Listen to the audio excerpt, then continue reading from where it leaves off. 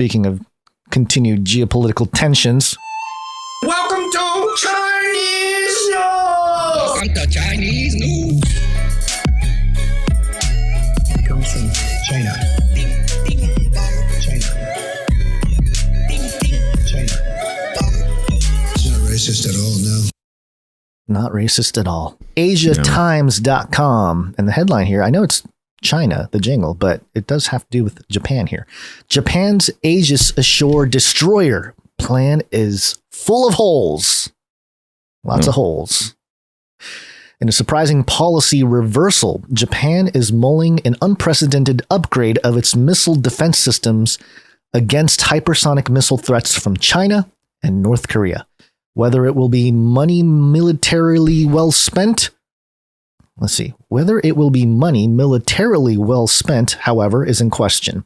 Japan's Ministry of Defense, MOD, said it plans to spend US $7.1 billion. Still only half of what we need to fix the sewage system in San Francisco on a sea-based version of the Aegis Ashore system, a seeming reversal of its 2020 decision to scrap the land-based version of the missile defense system. Asahi Shimbun, that's a newspaper, Asahi Shimbun, reports that Japanese Defense Ministry officials are considering a specialized destroyer for the Aegis Ashore system in their 2024 fiscal budget plans. The destroyer would be comparable in size to an aircraft carrier, with a draft blueprint calling for a 20,000-ton warship with 210 meters from stern to bow, and a maximum width of 40 meters. Bow is correct. Is it bow? Yeah. I thought it was the bow. The source notes that Japan plans to have 2 of these destroyers with an estimated cost of 1 trillion yen, about 7.1 billion. If built, the destroyers would be large vessels in the Japan Maritime Self-Defense Forces, substantially larger than the Maya-class destroyers and Izumo-class helicopter carriers currently in service. The Asahi Shimbun report says that the Maya class has a displacement of 8,200 tons, 170 meters long, and 21 meters wide, while the Izumo class displaces 19,950 tons, is 248 meters long and 38 meters wide. Japan's planned missile defense destroyers would also be larger than China's Type 55 cruisers, the largest non-carrier surface combatant in the Pacific region. According to Naval News, China's Type 55 cruisers displace 13,000 tons and are 180 meters long and 20 meters wide. Japan's defense minister Yasukazu Hamada said in a September 2nd news conference that it, quote, was extremely important as the nation moved to fundamentally bolster its defense capabilities over the next 5 years. Why? I ask, why? Emphasizing that the warships are critical to Japan's defense.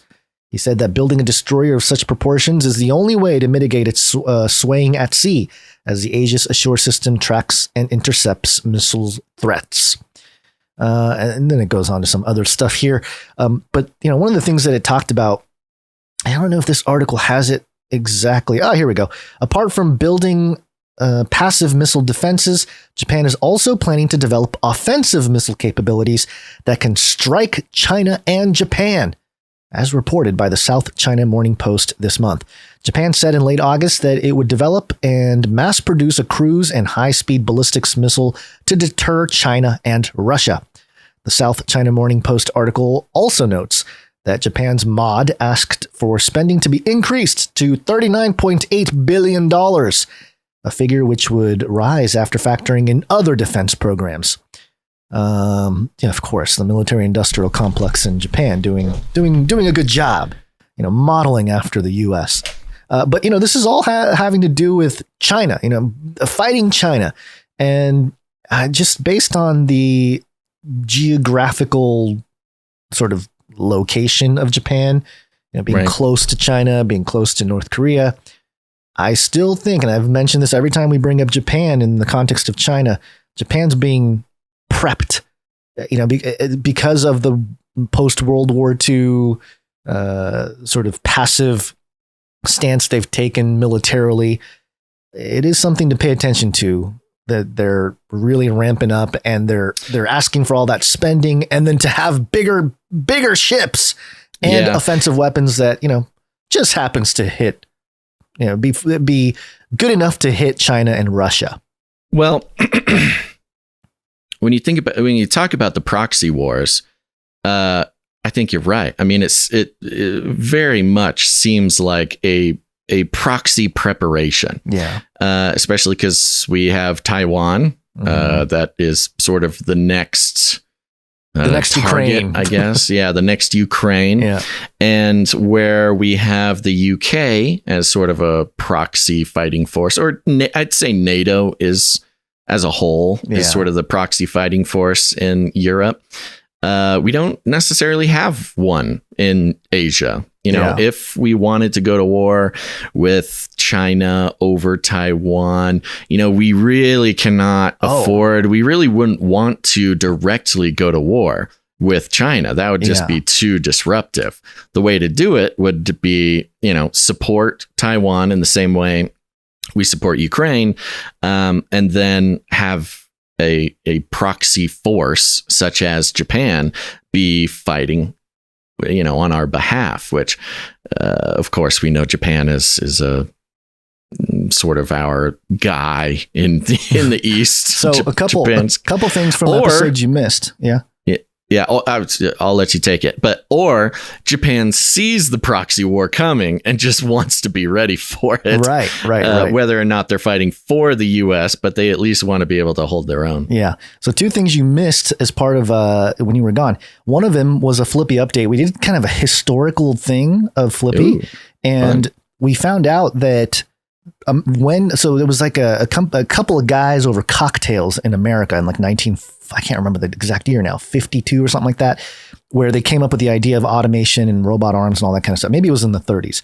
But anyway, they commercialized the whole thing. And in the 80s, they distributed the technology. It didn't really get adopted in America, but they shipped it all to Japan. And that's when you see the car boom in Japan and everything. So the origin, you remember you asked, why is Japan so obsessed with robots? The origin comes from a Flippy, a robot arm being sent to Japan and them really adopting it into their industries. So there you go. Interesting. There's an answer there. The other thing I wanted to point out was in the last episode, we covered this article about Taiwan fires warning shots at unidentified drone near islands. And this was CNN. Again, CNN mentioned this is about Taiwan.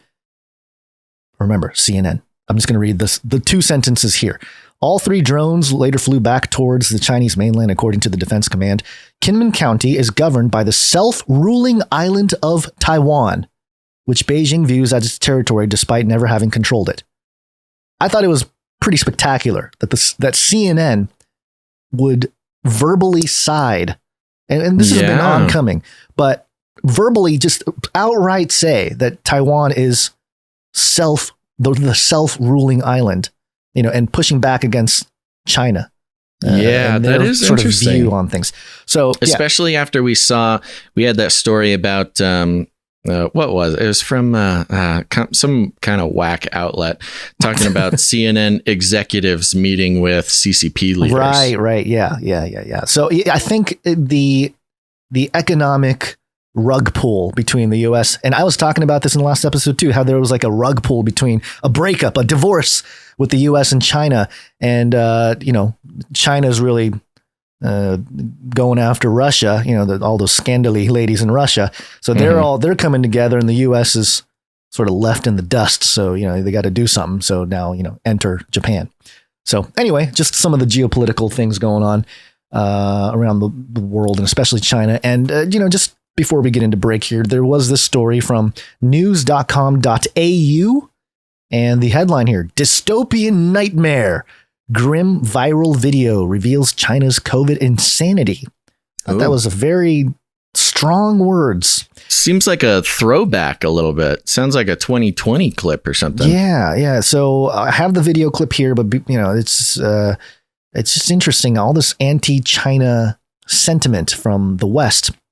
And the video, it's auditorily, it's not great. You'll hear it. It's a video footage from somebody living in some pretty slummy. It's like a pretty slummy area in China. It looks like looks like he's on maybe like the second or third floor, and he's on his balcony, and he's just got a camera looking out of his balcony, and he captured this moment here. A drone going by.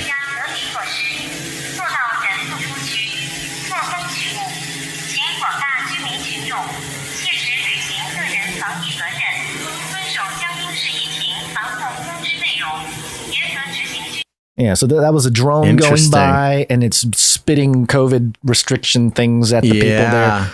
I mean, it doesn't get much more dystopic than that. It's pretty dystopian, especially because there's like bars on the windows, and it clearly is some sort of high-rise slum. Yeah, and they can't deliver the easiest way for them to deliver a message of control is to fly a drone up there. Yeah. On that topic, I think maybe Friday I'll bring it, or maybe Monday. Remember how in previous years at Burning Man, they did drone shows, you know, and it's interesting, you know, you can find videos of drone shows all over the place. It's kind of a common thing. Oh, it's become a very, I mean, they're pretty remarkable to watch. Some of the light shows that drones can bust out. The drone shows at Burning Man this year, the most incredible thing I have ever seen. Wow. I had no idea. They even had, I didn't get footage of this one, but they had a drone, like a grid of drones flying in the air, and you could actually play video games on them like a screen. Like they had it was a grid of like 1,000 drones, and you could play what was that game? What is it called? Galactica. Just 500 feet wide in the sky. Really incredible. And I've got some footage I'll bring to the show. We can visit if we have a drone segment or something. Some of the most incredible drone usage I've ever seen.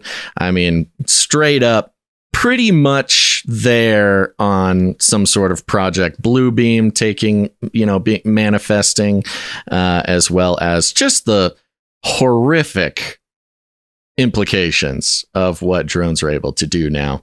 Again, kind of stuff the conspiracy theorists have been talking about for a while, but to see it with my own two eyes and hear the spooky drone of the drones. Yeah, the locust sound, the buzzing wings of the locusts. Truly horrifying. Well, they're going to save lives, though, Basil. Drone strikes have saved lives. Can we shoot them down if over our property? Drones. The answer is no. If you're in China, you'll be arrested immediately, apparently.